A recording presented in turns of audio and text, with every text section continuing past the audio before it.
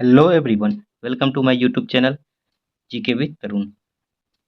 आज की वीडियो में हम तुगलक वंश, सैयद वंश और लोदी वंश के बारे में पढ़ेंगे। फर्स्ट वीडियो में हम मुस्लिम आक्रमणकारी, उसके बाद गुलाम वंश, उसके बाद खिलजी वंश के बारे में पढ़े हुए थे। तो इस वीडियो में तुगलक, सैयद और लोदी वंश पांच वंश ने दिल्ली सल्तनत पे शासक किया था।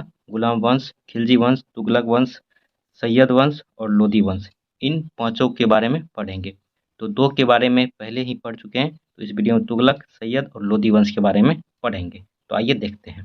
देखिए, ये किताब जो है आपका महेश कुमार वनवाल का है, जो एनसीईआरटी पे आधारित है और काफ़ी अच्छा बुक है। आप इस सिर्फ वीडियो देख लेते हैं तो आपका दिल्ली सल्तनत का लगभग तैयारी हो जाएगा। तो पहला वीडियो आप नहीं देख पाए हैं तो प्लेलिस्ट में डिस्क्रिप्शन का लिंक दिया हुआ है, वहाँ से आप देख सकते हैं। बाकी और सभी वीडियो डाल दिया गया है विजयनगर साम्राज्य के, उसके बाद दिल्ली सल्तनत की स्थापत्य कला के बारे में, उसके बाद मुगल साम्राज्य के बारे में भी दिया गया है, तो आप उसे भी जाके देख सकते हैं। तो आइए देखते हैं। देखिए, 1320 ईस्वी में तुगलक वंश की स्थापना किसके द्वारा की गई थी? तो तुगलक वंश की स्थापना जो है 1320 ईस्वी में गयासउद्दीन मोहम्मद तुगलक ने किया था, जिसे गाजी मलिक भी कहते हैं। देखिए, सल्तनत काल में नहरों का निर्माण तथा डाक व्यवस्था का आरंभ करने वाला प्रथम सुल्तान कौन था? तो ये गयासुद्दीन था, यानी गयासुद्दीन तुगलक या गयासुद्दीन मोहम्मद तुगलक, जो नहरों का निर्माण और डाक व्यवस्था का आरंभ करने वाला था। देखिए, किस सूफी संत के साथ गयासुद्दीन तुगलक के संबंध अच्छे नहीं थे? तो ये निजामुद्दीन औलिया औलिया के साथ जो है गयासुद्दीन तुगलक का जो है अच्छे संबंध नहीं थे। देखिए,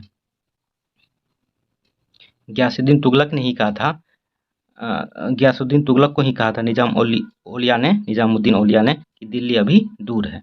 देखिए, बंगाल अभियान से लौटते समय गयासुद्दीन तुगलक ने आदेश दिया था कि उसके दिल्ली पहुंचने से पहले ही औलिया दिल्ली छोड़ दे। इसी संदर्भ में निजामुद्दीन औलिया ने सुल्तान के विषय में कहा था कि दिल्ली अभी दूर है, यानी कि हनूज दिल्ली दूर अस्त, मतलब दिल्ली अभी दूर है। किसने कहा था? निजामुद्दीन औलिया ने कहा था। किसको? गयासुद्दीन तुगलक को कहा था। दिल्ली सल्तनत का सर्वाधिक विद्वान सुल्तान कौन था? तो ये मोहम्मद बिन तुगलक, इसको शॉर्ट फॉर्म में एमबीटी भी कहते हैं। देखिए, मोहम्मद बिन तुगलक सबसे सर्वाधिक विद्वान था।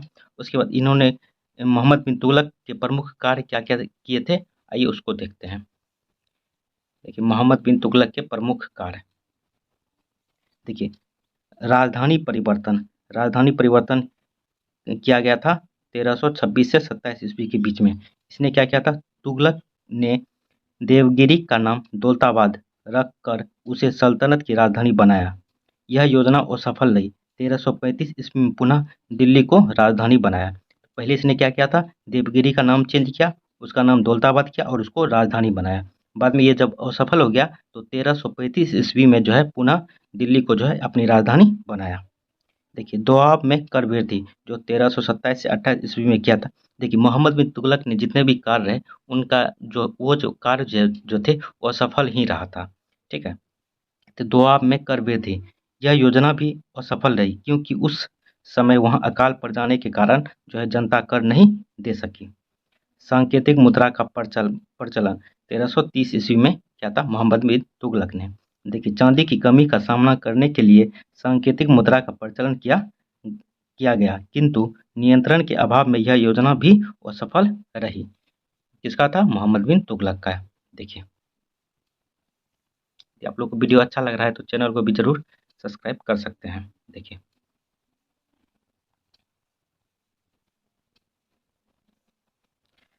खुरासन का अभियान 1336-37 में किया गया था। देखिए, खुरासन पर विजय प्राप्त के लिए तुगलक ने 3,70,000 सैनिकों का गठन करके उन्हें 1 वर्ष का अग्रिम वेतन प्रदान किया था।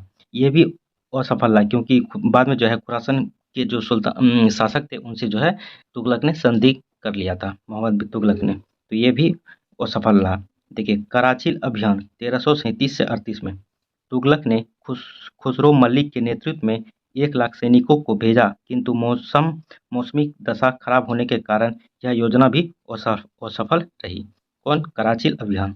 देखिए, नसरुद्दीन महमूद के शासनकाल में मध्य एशिया के महान सेनानायक तैमूर ने वर्ष 1398 ईस्वी में भारत पर आक्रमण किया था। तो तैमूर ने भारत पर कब आक्रमण किया था? 1398 ईस्वी में। किसके शासनकाल में? नसरुद्दीन मोहम्मद के शासनकाल में। देखिए आगे, यदि आप लोग को वीडियो अच्छा लग रहा है तो चैनल को भी जरूर सब्सक्राइब कर सकते हैं। देखिए,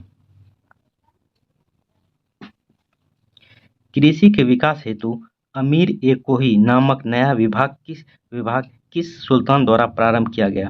तो आरंभ किया गया तो यह मोहम्मद बिन तुगलक के द्वारा जो है अमीर ए कोही किसके विकास के लिए? कृषि के विकास के लिए जो है एक नया विभाग का प्रारंभ किया गया मोहम्मद बिन तुगलक के द्वारा। भारत में सर्वप्रथम सांकेतिक मुद्रा का प्रचलन किसके शासनकाल में हुआ? तो ये मोहम्मद बिन तुगलक के शासनकाल में हुआ था 1330 ईस्वी में। मरक्को निवासी इब्न बतूता, जो रेहला पुस्तक लिखा गया था इन्हीं के द्वारा, कहाँ के थे? तो ये मरक्को के थे। किसके शासनकाल में भारत आया था? तो ये मोहम्मद बिन तुगलक के शासनकाल में 1333 ईस्वी में भारत आया था। रेहला नामक पुस्तक का रचनाकार कौन था? तो ये इब्न बतूता, जो मरक्को के निवासी थे, मोहम्मद बिन तुगलक के शासनकाल में आया हुआ था। देखिए, मोहम्मद बिन तुगलक के काल में ही सल्तनत से विद्रोह कर 1336 ईस्वी में हरियर एवं बुक्का ने विजयनगर तथा 1347 ईस्वी में हसन गंगू ने बहमनी साम्राज्य की स्थापना की थी। तो किससे विद्रोह करके? मोहम्मद बिन तुगलक से हरियर एवं बुक्का ने जो है 1336 ईस्वी में विजयनगर साम्राज्य की स्थापना की। हसन गंगू ने 1347 ईस्वी में बहमनी साम्राज्य की स्थापना की। तो याद रखिएगा, विजयनगर साम्राज्य की स्थापना हरियर एवं बुक्का ने, और बहमनी साम्राज्य की स्थापना जो हसन गंगू ने किया था। देखिए आगे, होली के त्योहार के सार्वजनिक उत्सव में भाग लेने वाला दिल्ली का प्रथम सुल्तान कौन था? तो ये मोहम्मद बिन तुगलक था। किस जैन संत के साथ मोहम्मद बिन तुगलक के संबंध घनिष्ठ थे? तो ये जिन प्रभा सूरी, जो जैन संत थे, इनके साथ जो है अच्छा संबंध था मोहम्मद बिन तुगलक का, जिन प्रभा सूरी के साथ। मोहम्मद बिन तुगलक की मृत्यु किस अभियान के दौरान हुई थी? तो मोहम्मद बिन तुगलक की मृत्यु जो है सिंध विजय के अभियान के दौरान जो है 1351 ईस्वी में मोहम्मद बिन तुगलक की मृत्यु हो गई थी।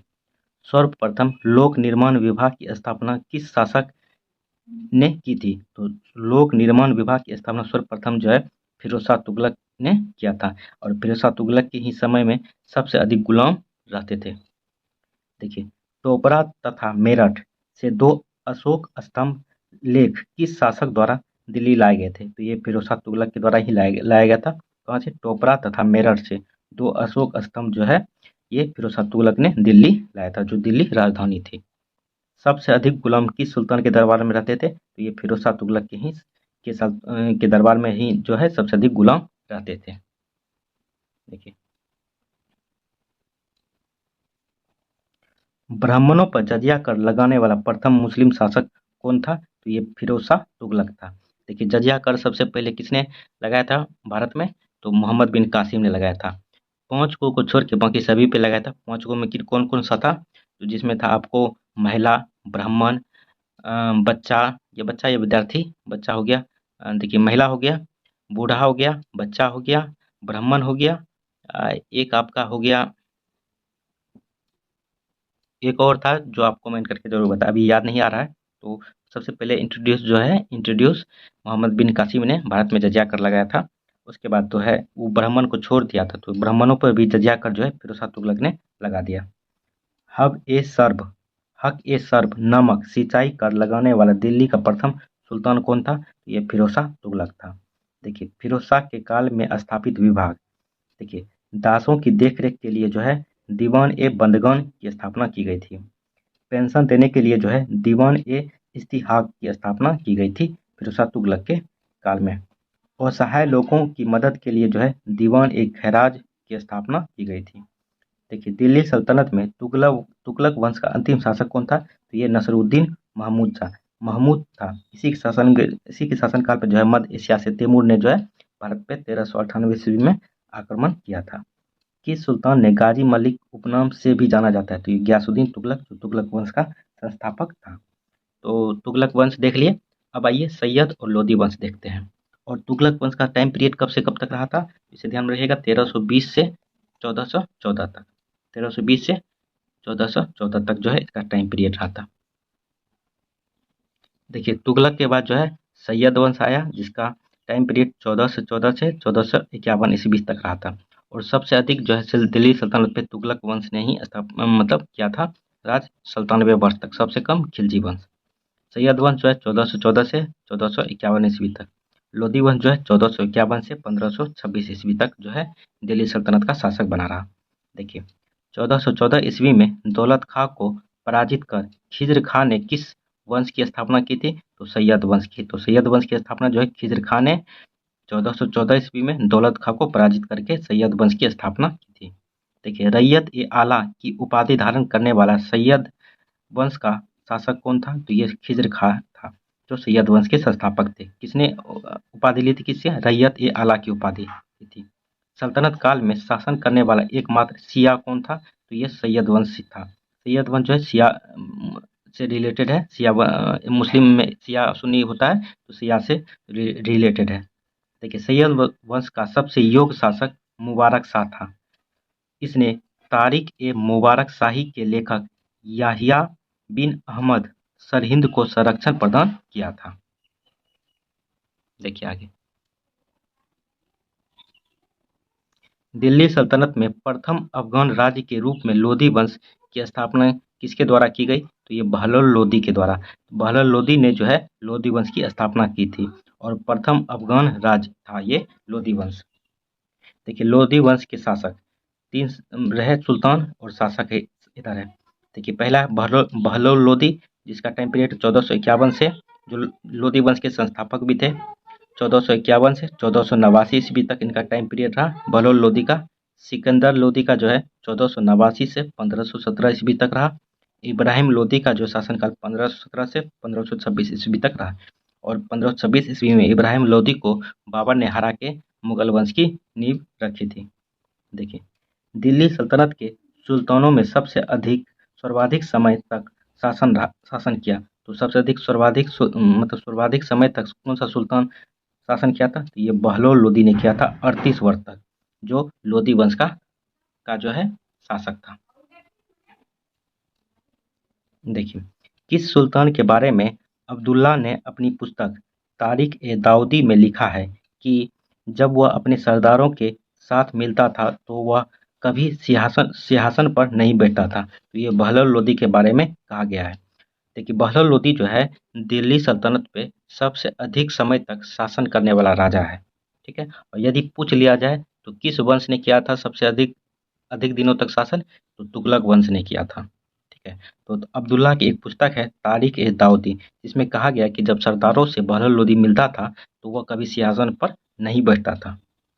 किस सुल्तान ने आगरा नगर की स्थापना कर उसे अपनी राजधानी बनाया? तो सिकंदर लोधी ने जो है आगरा शहर की स्थापना की थी और उसको जो है दिल्ली से हस्तांतरित कर आगरा को राजधानी बनाया। सिकंदर लोधी ने भूमि की माप के लिए किस पैमाने का प्रयोग प्रारंभ किया? तो गज-ए-सिकंदरी का प्रारंभ किया। उसने अपनी पैर की नाप दिया, जिसे गज-ए-सिकंदरी कहा गया। इसी को जो है इस पैमाने भूमि की माप के लिए जो है गज-ए-सिकंदरी का प्रयोग जो है प्रारंभ किया था। को किसने? तो सिकंदर लोधी ने, जो लोधी वंश का था। देखिए सुल्तान की उपाधि धारण करने वाला लोधी वंश का प्रथम शासक कौन था? तो ये सिकंदर लोधी था। सिकंदर लोधी ने मुसलमानों में प्रचलित अनेक कुप्रथाओं, जैसे मुहर्रम पर तजिया निकालना, महिलाओं को पीरों की मज़ारों पर जाने या उनकी याद में जुलूस निकालने पर प्रतिबंध लगा दिया गया। ठीक है, फिरोज शाह तुगलक ने लगभग 300 नगरों की स्थापना की, जिसमें फतेहाबाद, हिसार, जौनपुर तथा फिरोजाबाद जो है शामिल है। देखिए आगे।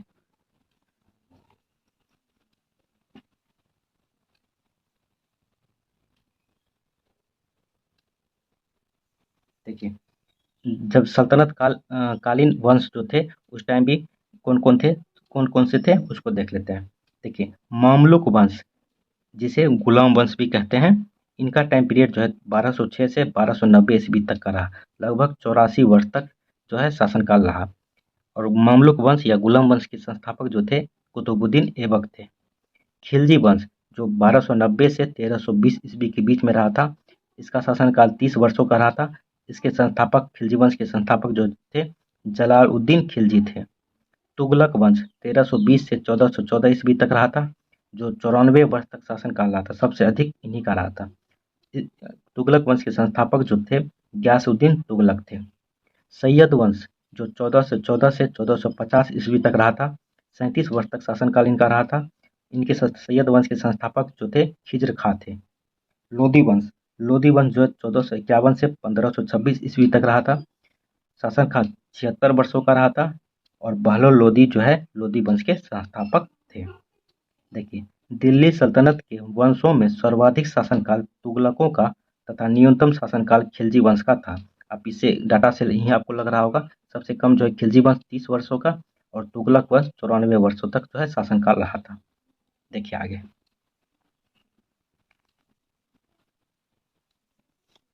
देखिए भारतीय संगीत पर प्रथम फारसी ग्रंथ लज्जत ए सिकंदर शाही की रचना किसके कार्यकाल में की गई थी? तो ये सिकंदर लोदी के कार्यकाल में जो है की गई थी। सिकंदर लोदी किस नाम से कविताएं लिखा करता था? तो ये गुलरुखी नाम से जो है सिकंदर लोदी कविताएं लिखा करता था। लोदी वंश के साथ साथ दिल्ली सल्तनत का अंतिम सुल्तान कौन था? तो लोदी वंश का अंतिम सुल्तान कौन था? तो इब्राहिम लोदी था। वर्ष 1518 में लड़े गए खतौली के युद्ध में इब्राहिम लोदी को किसने पराजित किया था? तो महाराणा संगा ने जो है इब्राहिम लोदी को पराजित किया था। किसको जो है पराजित किया था? देखिए, वर्ष 1518 में लड़े गए खतौली के युद्ध में इब्राहिम लोदी को किसने पराजित किया था? तो महाराणा संगा ने जो है पराजित किया था। ठीक है। पानीपत के प्रथम युद्ध में बाबर ने किसे पराजित किया? तो इब्राहिम लोदी को जो है पराजित किया पानीपत के प्रथम युद्ध, जो 1526 ईस्वी में हुआ था, जो आगे आपको हम बताएंगे। किस सुल्तान की मृत्यु के पश्चात भारत में मुगल वंश की स्थापना हुई? तो इब्राहिम लोदी। किसने मारा था? तो बाबर ने, पानीपत के प्रथम युद्ध में। देखिए, इब्राहिम लोदी दिल्ली सल्तनत का एकमात्र सुल्तान था जो रणभूमि या युद्धभूमि में वीर गति को प्राप्त हुआ।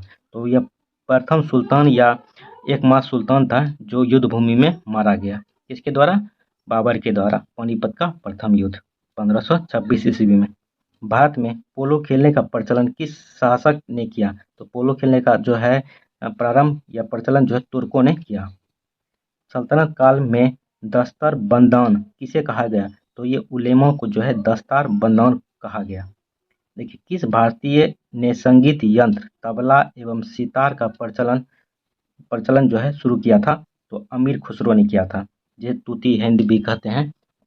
देखिए, हिंदी खड़ी बोली का जनक किसे माना जाता है? तो ये अमीर खुसरो को ही माना जाता है। देखिए, सिकंदर लोदी द्वारा फारसी भाषा में अनुवादित ग्रंथ फरंगे सिकंदरी संबंधित है, तो ये आयुर्वेद शास्त्र से जो है संबंधित है।